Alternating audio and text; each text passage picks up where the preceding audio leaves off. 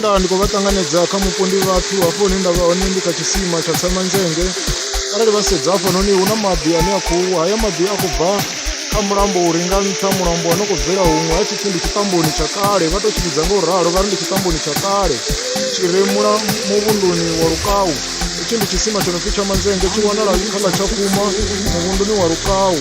Vha sedza hafhanoni nga hafha matungo ndi hone he ha vha hu na tshisima hu sathu semendeliwa hafhanoni. Hayo maḓi a khou wa fhethu hune ho tou semendeliwa fhedzi hafha fhasi vha sedza hu na phaiphi. Heyi phaiphi yo kokodza maḓi a no khou bva kha tshisima tshone tshine tshisima tshi nga hafhanoni matungo.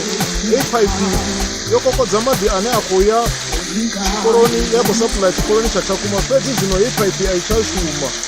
Vha sedza fhasi hu na phaiphi a i tsha shuma vho i ṱhukhula. Tshone tshisima tsho no pfi tsha Tshamanzenge tsho no wanala muvhunduni wa Lukau ndi tshiṅwe tsha zwisima zwa kale badi. Maḓi a hone a ya rothola nga maanḓa, a rothola nga maanḓa. Hayanoni maḓi a rothola lwo linganelaho hu si ḽo no fana na lwa firidzhini lwo no lwadza. Maḓi ane a dzula a khou rothola ndi tshiṅwe tsha zwisima zwihulwane kha zwisima zwa Tshakhuma. Ene tshine tshisima tshi nga hafha hayanoni ndi maḓi a mulambo. Hounoni mulambo u tshi tsa u tshi elela yo ṱangana na mulambo wo no vhidzwa upfhi Mangononi, zwa ṱangana zwa vha mulambo wo no vhidzwa upfhi Mutanda Binyuka.